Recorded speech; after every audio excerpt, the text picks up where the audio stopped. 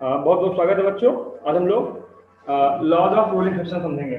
Laws of rolling friction समझने के पहले आपको वो दो रूल जरूर बताएंगे एक बार, जो आप ऑलरेडी पढ़ चुके हैं। क्या पढ़ चुके हैं? लॉज ऑफ लिमिटिंग फ्रिक्शन और लॉज ऑफ काइनेटिक फ्रिक्शन।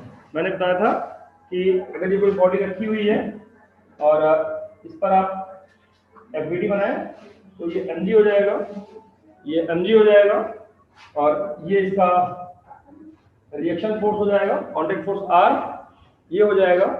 और अब जैसे इस पर आप अप्लाइड फोर्स लगाते हैं पी, वैसे ही फ्रिक्शन फोर्स लगना शुरू हो जाएगा। और शुरू में जैसे जैसे आप अप्लाइड फोर्स बढ़ाते जाएंगे, स्टैटिक फ्रिक्शन भी बढ़ता जाएगा और बॉडी चलेगी नहीं। जैसे जैसे ज्यादा फोर्स लगाएंगे वैसे वैसे ये भी ज्यादा होता जाएगा, बॉडी चलेगी नहीं। लेकिन फिर एक ऐसी कंडीशन आएगी कि अब उससे भी ज्यादा अगर आप फ्रिक्शन लगा अप्लाइड फोर्स लगा देंगे तो बॉडी जस्ट चलने कंडीशन में आ जाएगी। और उस समय जो फ्रिक्शन लगता है उसी को हम बोलते हैं मैक्सिमम स्टैटिक फ्रिक्शन या लिमिटेड फ्रिक्शन बोलते हैं। इसको हम लोगों ने ग्राफ से ऐसे सीखा था, याद कीजिए जरा। एक ग्राफ बनाए थे, इधर अप्लाइड फोर्स दिखाए थे, इधर हम फ्रिक्शन दिखाए थे, और अप्लाइड फोर्स के साथ में फ्रिक्शन बढ़ता जा रहा था, मैक्सिमम हो गया। इसके बाद अगर और फोर्स लगा देंगे तो बॉडी फिर चल देगी, और उस दौरान भी यहाँ फ्रिक्शन लगता है। लेकिन उस दौरान जो फ्रिक्शन लगता है जब बॉडी मूव कर रही होती है, चाहे ये मूव करने में दो कंडीशन, एक यूनिफॉर्म मोशन और एक acylated motion, non uniform motion, oscillate कर रही है बॉडी, जैसा भी मोशन हो रहा होगा उस दौरान जो यहाँ फ्रिक्शन लगता है उसको हम क्या बोलते हैं?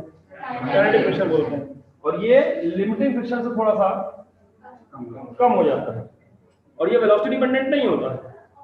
कम तेज चल रहा हो, धीरे चल रहा हो, फ्रिक्शन उतने लगेगा। बात समझ में आ रहा होगा। इस समय जो मैक्सिमम फ्रिक्शन लगता है इसको हम लिमिटिंग फ्रिक्शन या मैक्सिमम स्टैटिक फ्रिक्शन बोलते हैं। इस समय ये काइनेटिक फ्रिक्शन है और ये आपका स्टैटिक फ्रिक्शन है जो अप्लाइड फोर्स के बराबर होता है। ये ग्राफ समझाया था। और यहाँ पर आपको दो रूल बताए थे। जब हम लिमिटिंग फ्रिक्शन बता रहे थे तो बताए थे कि एफएस मैक्स जो होता है वो नॉर्मल रिएक्शन के प्रोपोर्शनल होता है, या प्रोपोर्शनलिटी कांस्टेंट जब यहाँ हटाया था मैंने तो यहाँ पर म्यूएस लिखा था मैंने आपके लिए ना। और यही बात काइनेटिक फ्रिक्शन के लिए जब मैंने लिखी थी तो यहाँ पर म्यू के इंटू आर लिखा था कि ये भी नॉर्मल रिएक्शन के प्रोपोर्शनल होता है, और यहाँ पर proportionality constant coefficient of kinetic friction के रूप में आता है। ठीक है, ये दो बातें बताई थी। वैसे लॉ ऑफ लिमिटिंग फ्रिक्शन और लॉ ऑफ काइनेटिक फ्रिक्शन में 4 पॉइंट लिखाया था मैंने आपको, आपकी कॉपी में लिखा होगा, अगर आप ध्यान देंगे तो पहला पॉइंट जो था याद कीजिए, वो पहला पॉइंट क्या था? पहला पॉइंट मैंने ये बताया था आपको कि the friction opposes the relative motion and has a constant value depend upon the nature of surfaces in contact and state of polish ना। फ्रिक्शन जो लगता है वो अपोज करता है जो रिलेटिव मोशन होने वाला होता है उसके अपोजिट। जैसे मूव इधर कर रहा है तो उससे अपोजिट लगेगा ना। और ये सरफेस ऑफ कांटेक्ट के, जो सरफेस कांटेक्ट के उसके नेचर पर डिपेंड करता है, लोहे का है, लकड़ी का है, पीतल का है, काहे का है, और उसकी स्टेज ऑफ पॉलिश क्या है, चिकना है कि रफ है। लोहा है तो ठीक है, लोहा लकड़ी का मामला है, लेकिन लोहा खुरदुरा वाला लोहा है कि चिकना वाला लोहा है, पेंटेड है कि नॉन पेंटेड, तमाम चीजों पर डिपेंड करता है, इस पर फ्रिक्शन डिपेंड करता है। दूसरी बताया था कि ये एरिया ऑफ कांटेक्ट पे डिपेंड नहीं करता, बल्कि area of actual contact depend करता है। एक्चुअल कांटेक्ट से मतलब है रिएक्शन फोर्स। अगर रिएक्शन फोर्स नहीं बढ़ेगा तो फिर ये नहीं बढ़ने वाला, कांटेक्ट चाहे इतना बढ़े घटे, मामला एक्चुअल कांटेक्ट का है। और एक्चुअल कांटेक्ट माने रिएक्शन फोर्स से कंपेयर होता है वो। ठीक, एक्चुअल कांटेक्ट बढ़ने का मतलब हो गया रिएक्शन बढ़ेगा, एक्चुअल कांटेक्ट घटने मतलब हो गया रिएक्शन घटेगा। तो मामला एक्चुअल कांटेक्ट बढ़ने का है, केवल एरिया ऑफ कांटेक्ट बढ़ जा रहा है, इससे कोई फर्क पड़ने वाला नहीं है। तीसरी बात बताई थी कि जो फ्रिक्शन होता है ये वेलोसिटी डिपेंडेंट या और चीजों पर डिपेंड नहीं करता है। और चौथी और अंतिम बात यही थी कि रिएक्शन नॉर्मल रिएक्शन के प्रोपोर्शनल होता है, और फिर प्रोपोर्शनलिटी कांस्टेंट हम लोगों ने म्यूएस लगाया था लिमिटिंग फ्रिक्शन के लिए, म्यू के लगाया था काइनेटिक फ्रिक्शन के लिए। अब समय आ गया है कि हम लोग लॉज ऑफ रोलिंग फ्रिक्शन सीखें। ठीक है, लिख लेंगे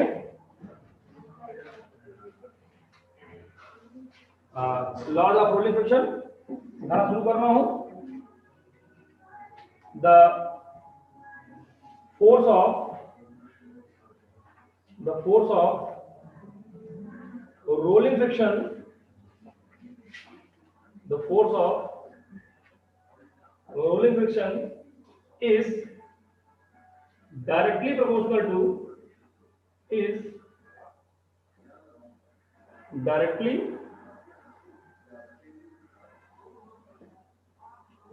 to normal reaction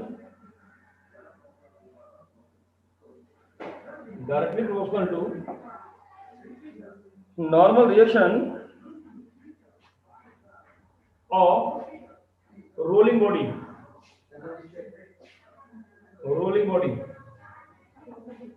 normal reaction of rolling body।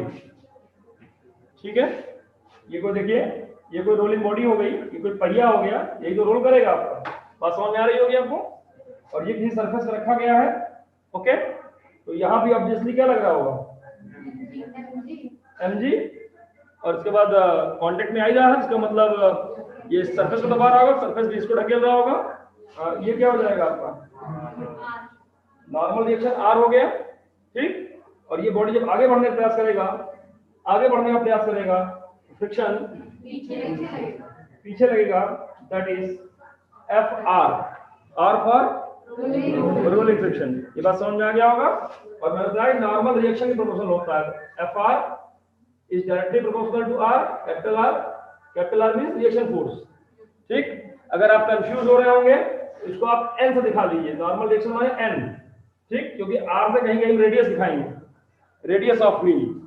आप कंफ्यूज ना हो तो यहाँ पर N कर लीजिए इसको, या अगर R से करना चाह रहे हैं तो R भी कर सकते हैं, हम रेडियस को स्मॉल r से दिखा देंगे, right.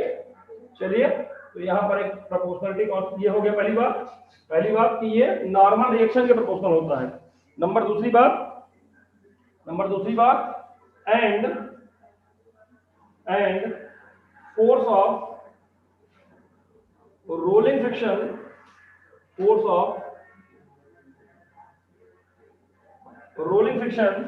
and force of rolling friction is inversely proportional to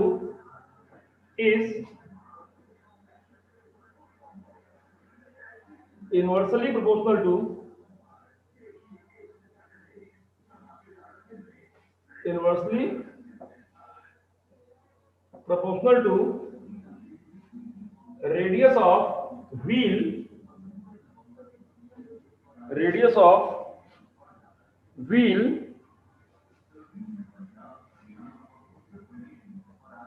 so FR is inversely proportional to 1 by R, combining both conditions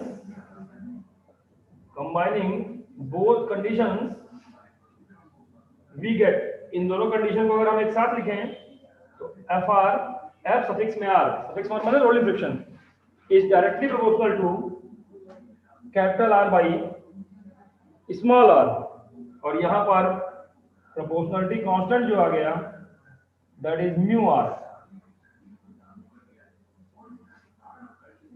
ये आ गया, where mu r is proportionality constant called coefficient of, क्या कहेंगे, हाँ शाबाश, coefficient of rolling friction,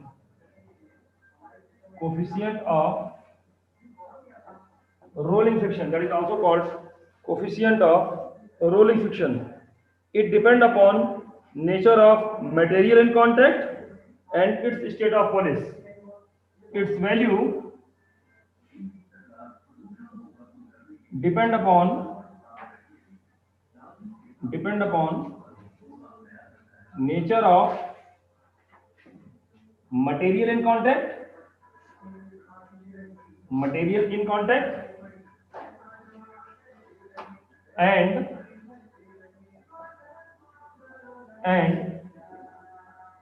state of polish। Polished है कि rough है, इस पर डिपेंड करता है। उम्मीद है बात आपको समझ में आई होगी, कहीं कोई बहुत दिक्कत नहीं होगी, ठीक है। अगली बात बोलूं, अगली बात कॉज ऑफ रोलिंग फ्रिक्शन, अगली heading cause of rolling friction, cause of rolling friction, heading cause of rolling friction.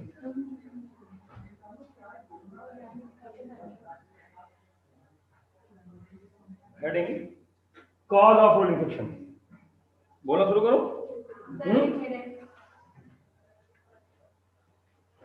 ध्यान देंगे, अभी लिख लीजिए, वो टाइम नहीं, सुन लीजिए पहले आराम से, लास्ट में इकट्ठे लिख लीजिए, कोई दिक्कत नहीं, हम तो लिख ही दिए हैं, स्क्रीनशॉट भी भेज देंगे, आपके घर पे भी आपके पास रहेगा, वहां से भी आप नोट कर सकते हैं। आइए समझें, लॉज ऑफ रोलिंग फ्रिक्शन समझ चुके आप। ठीक वैसे ही है जैसे laws of limiting friction, laws of kinetic friction, और अब आप जान लीजिए laws of rolling friction. Laws of limiting friction में मैंने सिखाया था कि जो लिमिटिंग फोर्स होता है, माने मैक्सिमम स्टैटिक फ्रिक्शन होता है, वो आर के प्रोपोर्शनल होता है, नॉर्मल डायरेक्शन प्रोपोर्शनल होता है ना। अब अगर इसी बात को मैं, ये इतनी बड़ी बात को मैं कितनी देर में बोलना चाहिए मुझको, मुश्किल से 1.5 मिनट बहुत है, एक ही बात को 5 बार बोलने से फायदा तो है नहीं, कोई मतलब भी नहीं है। एग्जाम में अगर ये आता है लॉज ऑफ रोलिंग फ्रिक्शन और मुझे पढ़ाना होगा तो मैं कहूंगा भैया लॉज ऑफ रोलिंग फ्रिक्शन मतलब हो गया F of R is equal to mu R R by R, यही है लॉज ऑफ रोलिंग फ्रिक्शन कि जो फोर्स ऑफ रोलिंग फ्रिक्शन होता है वो नॉर्मल रिएक्शन के डायरेक्टली प्रोपोर्शनल और रेडियस ऑफ व्हील के इनवर्स के प्रोपोर्शनल होता है। यहाँ म्यू आर जो है ये प्रोपोर्शनलिटी कांस्टेंट है। अरे भैया इतने पढ़ाने की चीज है कि इसको कितना बढ़िया गाना गाऊंगा तो बहुत बार लिख दूंगा, अच्छा सुंदर सुंदर से लिखा मैंने, ये समझा दिया भैया की बॉडी अगर आगे जा रही होगी तो फ्रिक्शन वहां पीछे लग रहा होगा, इससे ज्यादा कुछ पढ़ा जा सकता है क्या? इससे ज्यादा पढ़ाना केवल आपका टाइम किल करना है, मेरा अपना टाइम किल करना है, इसके बाद आपको सवाल लगाना है, वो असली पढ़ाई है। इस बात को जितनी देर कहो उतनी देर बोलूं, ये कोई मतलब नहीं मेरे साथ से बोलने के लिए, ठीक? आप पर लोड ना पड़े, मैं ही सारा लोड लेता रहूं, ऐसा नहीं होने वाला, लोड आप पर पड़ने वाला है। इस पर बुक खोलिएगा, 3 या 4 सवाल दिए गए हैं, स्क्रीनशॉट में भेज दूंगा, उसको लगाइएगा, नहीं आ रहा होगा तब फिजिक्स पढ़ाई शुरू होगी। इसको पढ़ाई थोड़ा कहते हैं, तो दिखाइए टेलर पढ़ाई कैसे शुरू होगी। तो मैंने ये पढ़ा दिया तो इस पर कितने सवाल है, इस पर 15 सवाल है, लगाना चाहिए था, इस पर फिर 10-12 सवाल है। एफ के इज इक्वल टू म्यू के इंटू आर, तो एक रूल ये, 2 रूल ये, 3 रूल ये, इस पर 15 सवाल, इस पर 10-12 सवाल, इस पर 3-4 सवाल, कितने सवाल आपको लगने चाहिए, ठीक? एग्जाम में लिखने को आ गया तो सुंदर सुंदर बात है, बढ़िया बढ़िया लिख करके काम खत्म कर देना, मुद्दे की बात यही नहीं है। तो समझ में आ रहा क्या? पीछे देख के ऑब्जेक्टिव देख लीजिए कि इस पे और कैसे क्वेश्चन बन सकते हैं, बात इतनी सी है, क्वेश्चन कैसे बन सकते हैं ये आपको देखना है, ठीक है? जैसे अभी आप कहा जाए coefficient of static friction define करो, तो mu S is equal to क्या आ जाएगा, F S max by R. Coefficient of static friction is defined as the ratio of limiting friction to the normal reaction. It is unit and dimensionless, क्योंकि forces के ratio है तो force Newton ऊपर, Newton नीचे, Newton Newton cut जाएगा। बात समझ में आ रहा है? ऐसे ये भी डिफाइन हो सकता है, ऐसे ये भी डिफाइन हो सकता है, कोई डाउट तो नहीं है? आइए आपको सिखाने चल रहा हूं मैं cause of rolling friction, cause of rolling friction. आइए आपको सिखाऊं मैं कॉज ऑफ रोलिंग फ्रिक्शन। चलिए, तो मैंने कहा कि कोई भी व्हील होगा और आप समझ सकते हैं जैसे ही किसी सरफेस पे आएगा तो इसका एकदम पॉइंटेड एज टच करेगा और निश्चित रूप से जिस सरफेस पर ये रखा जाएगा उस सरफेस को कुछ ना कुछ तो प्रेस करेगा, कंप्रेस करेगा, तो ये डिप्रेशन बन जाएगा और यहां पर ये किंक बन जाएगा, किंक, किंक या बम्प, बम्प माने उछाल बन जाएगा, राइट? और अब जब ये पहिया घूमेगा, आगे बढ़ने का प्रयास करेगा, तो ये जो किंक बनेगा यही तो इसको रोकने का प्रयास करेगा, तो that is the cause of friction. ये ओल्ड व्यू था, ये क्या था, जो आप लोग सोचते हैं। इसके बाद हम बताएंगे आपको मॉडर्न व्यू अपना वाला, ठीक है ना? तो बुजुर्गों बच्चों ध्यान देंगे कि कोई भी व्हील रहेगा वो जब किसी सरफेस पे टच करेगा तो उसको कुछ ना कुछ डिप्रेस करेगा, सरफेस कितना भी हार्ड क्यों ना हो, भले आंख से दिखाई ना पड़े लेकिन कुछ ना कुछ तो कंप्रेस करेगा ही करेगा, कंप्रेस करेगा तो वहां डिप्रेशन और किंक बनेगा, बम्प बनेगा, and that's kink and bump, that is the reason of rolling friction. लिख लेंगे when a wheel roll on a surface, when a wheel roll on a surface, when a wheel roll on a surface, it exerts a large pressure. It exerts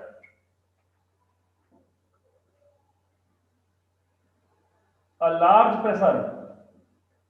pressure कैसे large होगा भाई? कैसे large pressure होगा? क्योंकि pressure बराबर होता है force upon area, या वेट अपॉन एरिया कह सकते हैं यहाँ पर। और एरिया आप देख रहे हैं निचला पॉइंट एकदम पॉइंटेड है, बहुत कम एरिया हो जाता है, और एरिया कम होगा तो प्रेशर ज्यादा होगा। Full stop. Due to small area of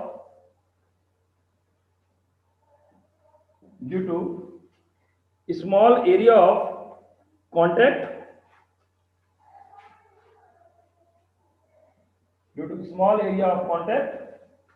small area of contact, this cause a slight depression. It cause a slight depression. It caused a slight depression on the road,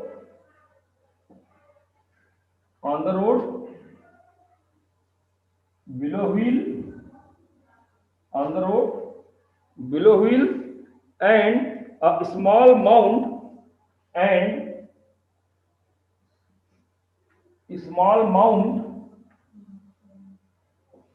in front of wheel, small mound in front of wheel. It opposes, this mound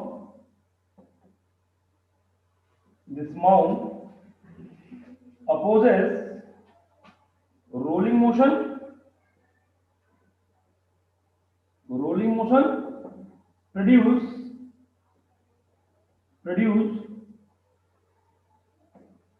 rolling friction.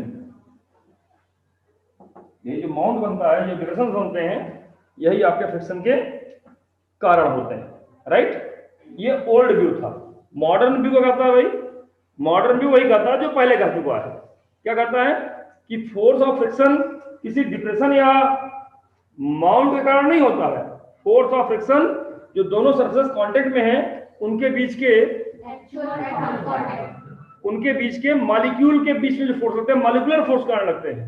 और molecular force सब जगह लगते हैं ऐसा नहीं होता है। Molecular force वही लगते हैं जहां पॉइंट ऑफ एक्चुअल कांटेक्ट होता है ना। दिखने में तो बहुत सारे सरफेस कांटेक्ट में आते हैं ना, पढ़ने को सब लोग पढ़ रहे हैं, यहाँ पर कोई दिक्कत नहीं, सब लोग अच्छे दोस्त हमारे हैं। लेकिन पता लग रहा है कि कोई मुसीबत पड़ जाए मेरे ऊपर तो कितने लोग मेरे साथ खड़े होने वाले हैं, वो मेरे पॉइंट ऑफ एक्चुअल कांटेक्ट माने जाएंगे ना। जैसे कहा ना कि आपके साथ बहुत सारे दोस्त स्कूल में हैं, पता लग रहा है 2 लोग कार पकड़ लिए, इसके बाद आप देख रहे हैं पीछे बहुत सारे दोस्त थे, कहाँ है, पता लग रहा है मैदान खाली हो गया ना। तो खुशी में सब लोग साथ हैं, जब मुसीबत पड़ी तब कितने लोग साथ हैं, पॉइंट ऑफ एक्चुअल कांटेक्ट। ऐसे ही मॉलिक्यूलर फोर्स जो लगते हैं जब दो सरफेस कांटेक्ट में आते हैं, तो जो मॉलिक्यूलर पॉइंट्स कांटेक्ट में आते हैं, that is the points of actual contact and that is responsible for the friction, any type of friction. ठीक, पैराग्राफ चेंज करेंगे। Molecular adhesive force, molecular adhesive force between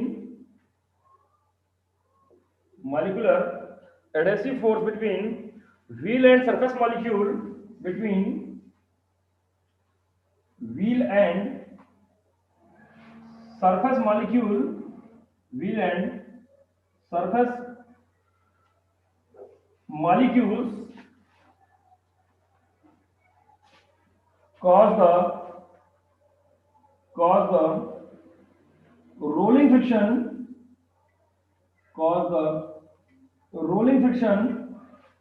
at the points of